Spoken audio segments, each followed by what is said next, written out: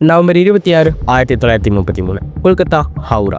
அங்கே அமைஞ்சிருக்க ஒரு ரயில் நிலையத்தில் 20 வயதே மதிக்கத்தக்க கோடிக்கணக்கான மதிப்பிலான சொத்துக்கு சொந்தமான ஒரு நபர் உக்காந்துருக்காரு. அந்த 20 வயது நபர் அவருக்கு சொந்தமான ஒரு தோட்டத்துக்கு போகிறதுக்காக ரயில் நிலையத்தில் அவர் போக வேண்டிய ரயிலுக்காக காத்திருக்காரு. அவருடைய உறவினர்களும் ஒரு சிலர் அவர் பக்கத்தில் நின்றுட்டு இருக்காங்க. ரயில் வந்து நிற்கிது. அந்த நேரத்தில் அங்கிருந்த மக்கள் சலசலன்னு ஒன்று சேர ஆரம்பிக்கிறாங்க. அந்த நேரத்தில் அவருடைய வலது கையில் ஏதோ ஒரு விஷயம் குத்துன மாதிரி இருக்கு. அவர் பக்கத்தில் உள்ளவங்க கிட்ட அவ எதையோ குத்திட்டான் அப்படின்னு சொல்றாங்க. ஆனா ஒரு சிலர் அந்த முதல்ல எதுவும் கிடையாது, வாங்க நம்ம பயணத்தை தொடரலாம்னு சொல்லிட்டு அவரை ரயில் ஏற்றுறாங்க. அவரும் ஜார்க்கண்டில் அமைஞ்சிருக்க பாக்கூர் அப்படிங்கிற எஸ்டேட்ல அவரோட வாழ்க்கையை வாழ ஆரம்பிக்கிறாரு. 3 நாட்கள் கழிச்சு அவரோட உடல்நிலை சரியில்லாமல் ஆக ஆரம்பிக்குது. அவருக்கு காய்ச்சல் ஏற்படுது. நாட்கள் போக போக அவருடைய உடல்நிலை மோசமாகிக்கிட்டே போகுது. ஒரு கட்டத்தில் அவர் கோமாவுக்கும் போயிடுறாரு. கோமாவுக்கு போனால் அடுத்த நாள் காலையில் அவர் இறந்தும் போயிடுறாரு. ஆரம்பத்தில் மருத்துவர்கள் இவர் கடுமையான நிமோனியாவால் பாதிக்கப்பட்டு இறந்துட்டாங்கன்னு வெளியே அறிவிப்பை விடுறாங்க. ஆனால் அவரோட உடலை பரிசோதித்ததில் ஆய்வக அறிக்கை வெளியே வருது. அப்படி ஆய்வக அறிக்கையில் வெளியே வந்த விஷயம் இவரை திட்டமிட்டு கொலை பண்ணியிருக்காங்கன்னு மக்களுக்கும் அந்த ஜமீன்தாரோட குடும்பத்தினருக்கும் தெரிய வச்சது. வெறும் 20 வயதை மதிக்கத்தக்க ஜமீன்தார். அப்படி 20 வயதே இருக்கும் பொழுது பெரும்பாலும் எதிரிகளை வரிக்க வாய்ப்பே கிடையாது. அந்த நிலையில் யார் எதற்காக எப்படி அவரை கொலை பண்ணியிருப்பாங்க? 1930 வருஷத்துலேயே இப்படி ஒரு பிளானை காவல்துறையினர் கூட கொஞ்சமும் எதிர்பார்க்கல. அந்த அளவுக்கு பயங்கரமாக திட்டம் போட்டு அந்த ஜமீன்தாரை கொலை பண்ணியிருக்காங்க. அந்த வழக்கை எப்படி காவல்துறையினர் தீர்த்து வச்சாங்க, யார் குற்றவாளி அப்படிங்கிறத பற்றி தான் இந்த காணொலி முழுக்க இருக்க போது. பயங்கர இன்ட்ரெஸ்டிங்காக இருக்கும். வீடியோக்குள்ளே போயிடலாம். 20 வயது மதிக்கத்தக்க அமரேந்திர சந்திர பாண்டே அப்படிங்கிற நபர் அவருடைய தந்தையோட இறப்புக்கு பிறகு அவரோட சொத்துக்கள் எல்லாத்துக்கும் உரிமையாளராக அவர் தான் கருதப்பட்டார். கல்கத்தாவில் தான் அவங்களோட ஜமீன் மாளிகையும் இருந்தது. கிட்டத்தட்ட 100 கோடி ஏக்கர் அளவுக்கு அவங்களோட சொத்து மதிப்பு இருந்தது. இந்த எல்லா சொத்துகளும் அரசாங்கத்தால் அங்கீகரிக்கப்பட்டதும் கூட. இது எல்லாத்துக்குமே ஒரே வாரிசா அவர் தான் கருதப்பட்டார். மக்களிடத்துலையும் அவர் ரொம்ப நல்வரவேற்பு பெற்ற ஒரு ஜமீன்தாராக தான் இருந்தார். மக்கள்கிட்ட நல்லா பழகிறது, பேசுறது, அவரோட வாழ்க்கையை மேன்மேலும் உயர்த்துறதுக்கு நல்ல நல்ல விஷயங்களை பண்ணுறது, குறிப்பாக உயர் படிப்பு படிக்கணும்னு நினச்சது, இந்த விஷயங்கள் எல்லாம் சேர்ந்து அவர் ஒரு நல்ல மனிதராக மக்களிடையே காட்டுச்சு. ஆனால் அவருக்கு சொத்து வேலை ரொம்பவே ஆசை அதிகமாக இருந்தது. அதன் பிறகுதான் நான் ஆரம்பத்தில் சொன்ன மாதிரி 1933 வருஷத்துல ரயில் நிலையத்தில் வச்சு அவரை யாரோ அவரோட கையில குத்தின மாதிரியான விஷயம் அவருக்கு தோணி இருக்கு. ஆனா பெரும்பாலான உறவினர்கள் நம்ம ரத்த பரிசோதனை பண்ணியே ஆகணும், ஏதாவது பிரச்சனையா இருக்க போதுன்னு அவரை வற்புறுத்துறாங்க. ஆனா வேறு சில உறவினர்கள் அவரை எப்படியாவது ரயிலில் ஏத்துனா போதுன்னு மட்டும் நினைச்சிட்டே இருந்திருக்காங்க. அவங்க நினைச்ச மாதிரியே ரயிலையும் ஏற்றிடுறாங்க. அவருடைய எஸ்டேட்டுக்கு போன பிறகு அங்கே உள்ள மக்கள்கிட்ட எல்லாம் பேசிக்கிட்டு அங்கே நடக்கிற வேலைகள் எல்லாம் பார்த்துட்டு ரொம்ப சந்தோஷமாக தான் இருந்துட்டு இருக்காரு. இந்த நிகழ்வு நடந்த 3 நாள் கழிச்சு சரியா நவம்பர் 29 மாலை பொழுதுல அவரோட உடல்நிலை பாதிக்க ஆரம்பிக்குது. காய்ச்சல் ஏற்படுது. போக போக அவரோட காய்ச்சல் அதிகமாகிக்கிட்டே தான் இருக்கு. அவரோட உறவினர்கள் பயந்து போய் அவங்களுக்கு நல்லா தெரிஞ்ச குடும்ப மருத்துவரை அங்கே வர சொல்றாங்க. மருத்துவர் அவருடைய வீட்டுக்கு போய் அந்த அமரேந்திர பாண்டேவை பரிசோதிக்க ஆரம்பிக்கிறார். அவர்கிட்ட என்ன நடந்தது, என்ன சாப்பிட்டீங்க அப்படிங்கிற விஷயங்களை ஒவ்வொன்றா கேட்க ஆரம்பிக்கிறாரு. அப்போதான் அவரோட உடல் முழுவதையும் கூட பரிசோதிக்க ஆரம்பிக்கிறார். அவரோட வலது கையில் வீக்கம் இருக்கவும், என்ன கையில் ஏதோ வீங்கிருக்கு அப்படின்னு சொன்னப்ப ரயில் நிலையத்தில் யாரோ என்னை குத்தல மாதிரி இருந்தது, ஆனால் எந்தவித காயமும் தெரியாதனால நாங்கள் அதை சரியாக கவனிக்கலன்னு அந்த ஜமீன்தாரும் சொல்கிறாரு. அவங்களுடைய உறவினர்களும் சொல்கிறாங்க. அந்த கையை முழுசாக பரிசோதிச்சப்பதான் ஹைப்போடெர்மிக் அப்படின்னு சொல்லப்படுற ஊசி குத்துனதுக்கான தடயம் தெரியுது. ஹைப்போடெர்மிக் ஊசினா நேரடியாக தோலுக்கு அடியில் மருந்து செலுத்துவாங்க, அதுவும் குறிப்பாக ஆய்வக பரிசோதனைகளுக்காக. அந்த மாதிரியான ஊசியை யாரோ குத்துன மாதிரியான தடயம் தெரியவும் அந்த மருத்துவர் இது ஏதோ பெரிய பிரச்சனையாக இருக்கும் போல, நம்ம உடனே இந்த விஷயத்தை சரி பண்ணி ஆகணும்னு உறவினர்கள் கிட்ட சொல்றாரு. பெரும்பாலும் மனிதர்களுக்கு பயன்படுத்தப்படுறது இன்ட்ராமஸ்குலர் அப்படின்னு சொல்லப்படுற ஊசி தான். ஆனால் அவரோட உடலில் குத்தப்பட்டது ஹைப்போடெர்மிக் அப்படின்னு சொல்லப்படுற ஊசி.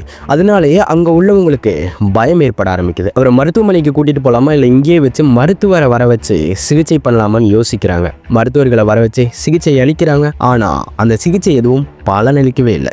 நாட்கள் போக போக அவரோட காய்ச்சல் அதிகமாகிக்கிட்டே இருக்கு. கைகளோட இணைப்புகளில் வீக்கம் அதிகமாகிக்கிட்டே இருக்கு. ஒரு கட்டத்தில் அவரால் பேச்சும் சரியாக பேசவே முடியல. சில நாட்கள் கழித்து மருத்துவர் அவரை மீண்டும் பரிசோதிக்கிறார். அவரோட உடல்நிலை ரொம்ப மோசமாகிக்கிட்டே இருக்கு. அவரை மருத்துவமனைக்கு அழைச்சிட்டு போகணும்னு சொல்லவும் ஜார்க்கண்ட்லேருந்து கொல்கத்தாவுக்கு அவரை மீண்டும் அழைச்சிட்டு போகிறாங்க. அங்கே போயும் கூட மருத்துவமனைக்கு போகாமல் வீட்டிலேயே வச்சு சிகிச்சை அளிக்கிறாங்க. டிசம்பர் 3ஆம் தேதி அவர் கோமா நிலைக்கு போகிறார். டிசம்பர் 4ஆம் தேதி காலையில் அவர் இறந்தும் போயிட்டார். ஆரம்பத்தில் மருத்துவர்கள் அவருக்கு காய்ச்சல் அதிகமாக இருந்த காரணத்தினால அவர் கடுமையான நிமோனியா காய்ச்சல் ஏற்பட்டுதான் இறந்து போயிட்டாருன்னு மக்கள்கிட்டையும் வெளி உலகத்துக்கும் அறிவிக்கிறாங்க. அதன் பிறகு சில நாட்கள் கழிச்சு ஆய்வக அறிக்கையில் வெளியே வந்த விஷயம், அவரோட உடல்ல பிளேக் நோயை ஏற்படுத்தக்கூடிய கொடுமையான பாக்டீரியா செலுத்தப்பட்டிருக்குன்னு தெரிய வந்திருக்கு. 1896 1918 வருஷம் வரை அந்த பிளேக் அப்படிங்கிற கொடிய நோயால் இந்திய துணைக்கண்டத்திலிருந்து மில்லியன் கணக்கான மக்கள் இறந்துக்கிட்டே தான் இருந்தாங்க. அந்த 1916 அப்புறம் அதோட இறப்பு எண்ணிக்கை கம்மியாகிட்டு இருந்ததே தவிர அது முழுமையாக சரியாகவும் இல்லை. அந்த நேரத்தில் அதற்கு சரியான எதிர்ப்பு மருந்தும் கூட இல்லை. அதனால காவல்துறையினரும் மருத்துவர்களும் என்ன நினைச்சாங்கன்னா, இவருக்கு ஒருவேளை உண்மையாகவே நேரடியாக ஏற்பட்டிருக்கலாமோ, யாரோ செலுத்தினதுக்கு பதிலாக அவருக்கு நேரடியாக தொற்று ஏதாவது வகையில் ஏற்பட்டிருக்கலாமோன்னு சொல்லிட்டு அதை விசாரிக்க ஆரம்பிக்கிறாங்க. மருத்துவ அறிக்கைகள் எல்லாத்தையும் சோதிக்கும் பொழுது அவர் பிளேக் நோயால் இறக்கிறதுக்கு 3 வருஷத்துக்கு முன்னாடி வர கல்கத்தாவில் எந்த ஒரு நபரும் கூட பிளேக்கால பாதிக்கப்பட்டதாகவும் அதுக்கு சிகிச்சை எடுத்ததாகவும் எந்தவித பதிவும் இல்லை. அதனால காவல்துறையினர் அவரோட உடல்ல ஹைப்போடெர்மிக் ஊசி குத்துனதுக்கான அடையாளம் இருந்த காரணத்தினாலையும் அந்த நேரத்தில் வேறு எந்த பிளேக் பாதிக்கப்பட்ட நபரும் மருத்துவமனையில் சிகிச்சை எடுத்துக்கல அப்படிங்கிற காரணத்தினால இதை யாரோ திட்டமிட்டு கொலை பண்ணியிருக்காங்கன்னு சொல்லி விசாரணை ஆரம்பிக்கிறாங்க.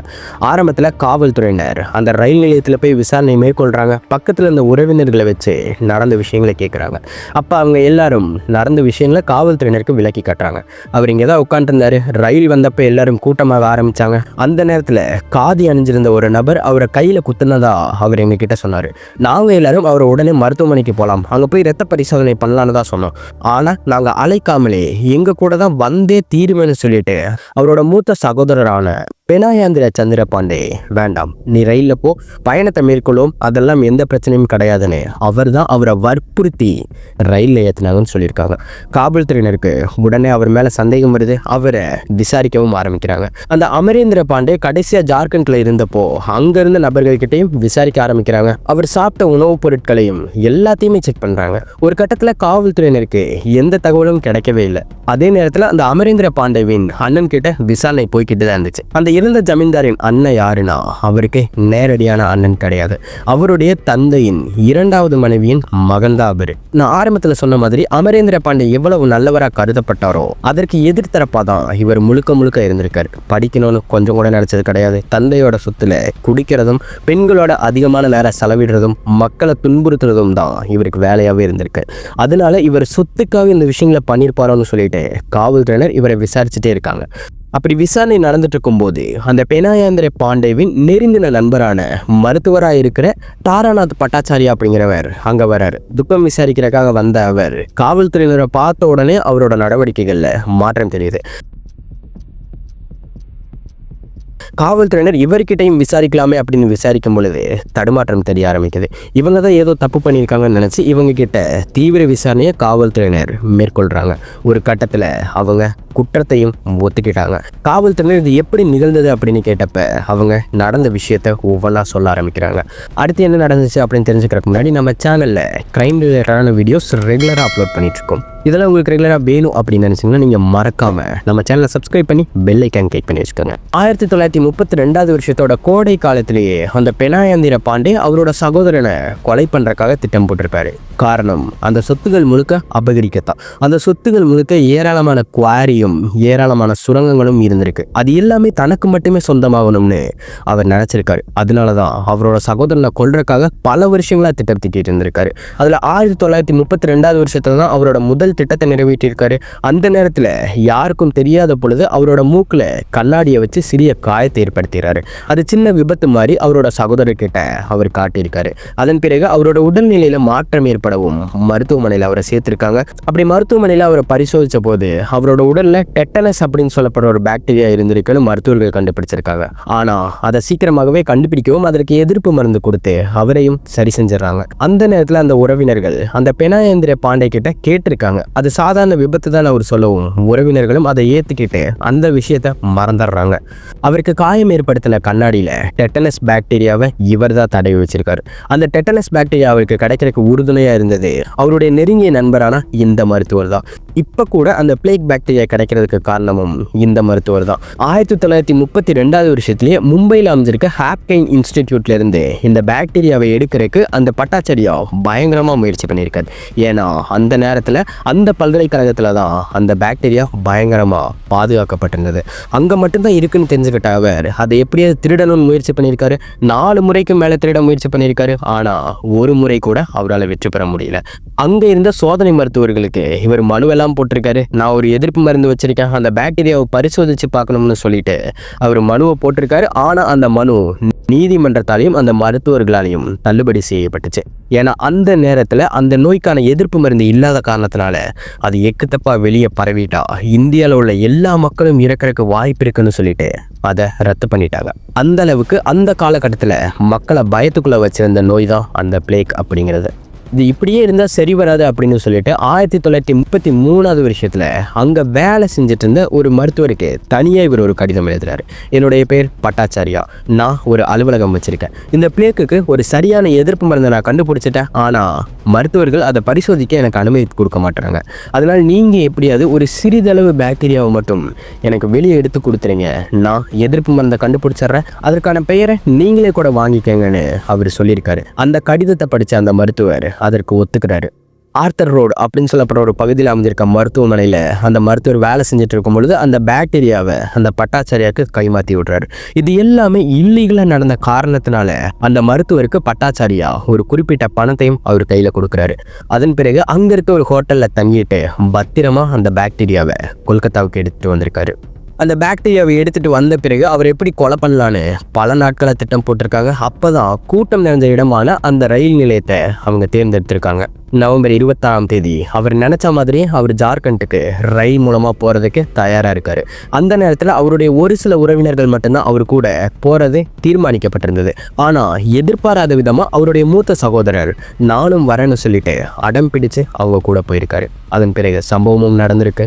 அவர் இறந்தும் போயிட்டார். ஒருவேளை இந்த பட்டாச்சாரியா பொய் சொல்கிறாரோ அப்படிங்கிறத விசாரிக்கிறதுக்காக காவல்துறையினர் அந்த பல்கலைக்கழகத்தில் போய் விசாரிக்கிறாங்க. அப்படி விசாரிக்கும் பொழுது நிறைய முறை திருட்டு முயற்சி ஏற்பட்டதாகவும் அதை நாங்கள் தடுத்துட்டோன்னு அந்த பல்கலைக்கழகத்தில் இருந்த நபர்கள் சொல்லியிருக்காங்க. அந்த பாக்டீரியாவை கொடுத்த மருத்துவர்கிட்ட விசாரித்த போது கூட அவர் நல்ல விஷயத்துக்காக தான் இதை வாங்கினாருன்னு சொல்லிட்டு தான் நாங்கள் கொடுத்தனே தவிர இவர் இப்படி ஒரு திட்டத்தை அரங்கேற்றிட்டு இருக்காருன்னு எனக்கு தெரியவே செய்யாதுன்னு அந்த மருத்துவரும் சொல்லியிருக்காரு. அவர் தங்கியிருந்த ஹோட்டல்களையும் அவரோட தங்குதலுக்கான பில்களும் சரிபார்க்கப்பட்டுச்சு. அந்த பட்டாச்சாரியா முக்கிய குற்றவாளி அதில் சேர்க்கப்பட்டார். 1934 வருஷத்தோட பிப்ரவரி மாதத்தில் அவங்க 2 பேரும் கைது செய்யப்பட்டாங்க. அந்த பெனாயேந்திர பாண்டேவும் அந்த பட்டாச்சாரியாவும் நீதிமன்றத்தால் விசாரிக்கப்பட்டு அவங்களோட குற்றம் உறுதி செய்யப்பட்டு அவங்களுக்கு மரண தண்டனை விதிக்கப்பட்டுச்சு. அந்த பாக்டீரியாவை கொடுத்த மருத்துவர்களுக்கும் கடுமையான தண்டனை விதிக்கப்பட்டுச்சு. 1936 வருஷத்தில் இந்த வழக்கை மேல்முறையீடு பண்ணதில் கொல்கத்தா நீதிமன்றம் அந்த 2 பேரோட மரண தண்டனையும் ரத்து பண்ணி அவங்களோட வாழ்நாள் முழுக்க சிறையில் தான் இருக்கணும்னு சொல்லிட்டு வாழ்நாள் சிறை தண்டனையை அவங்களுக்கு விதிச்சாங்க. பாக்டீரியாவை கொடுத்த மருத்துவர்கள் என்ன விஷயத்துக்காக அவங்க கேட்குறாங்க அப்படின்னு தெரியாம தான் அதை கொடுத்தாங்க அப்படின்னு சொல்லவும் அவங்க நிரபராதிகளாக மாற்றப்பட்டாங்க. இந்த கொலை வழக்கு எந்த அளவுக்கு பிரபலமாக பார்க்கப்பட்டுச்சுன்னா இந்தியாவை தாண்டி பல ஊர்களில் இவரோட செய்தித்தாள்களில் வெளியே வந்திருக்கு.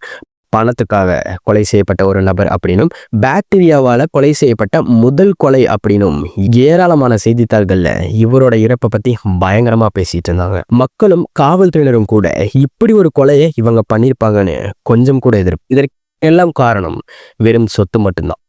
இந்த காணொலியை பற்றி நீங்கள் என்ன நினைக்கிறீங்க அப்படிங்கிற உங்கள் கருத்தை கமெண்ட்டில் சொல்லிட்டு போங்க. இந்த வீடியோ பிடிச்சிருக்கா, பிடிக்கலையா, நல்லா இருக்கா, நல்லா இல்லையா, இந்த மாதிரியான எந்த விஷயம் தோணாலும் கமெண்ட்டில் சொல்லிட்டு போங்க. அதே மாதிரி நம்ம சேனலுக்கு மெம்பர்ஷிப் ஓப்பன் ஆகிடுச்சு. விருப்பம் இருக்கவங்க ஜாயின் பண்ணிக்கோங்க. நம்ம அடுத்த காணொலியில் பார்க்கலாம். இதே மாதிரி க்ரைம் ரிலேட்டடான வீடியோஸ் பார்க்குறவங்க ஃப்ரெண்டுக்கும் ஃபேமிலிக்கும் நம்ம வீடியோ ஷேர் பண்ணி அவங்களையும் பார்க்க சொல்லி பிடிச்சிருந்தா சப்ஸ்கிரைப் பண்ண சொல்லி பெல் ஐக்கன் கிளிக் பண்ணி வச்சுக்க சொல்லுங்கள். நம்ம இன்னொரு காணொலியில் பார்க்கலாம்.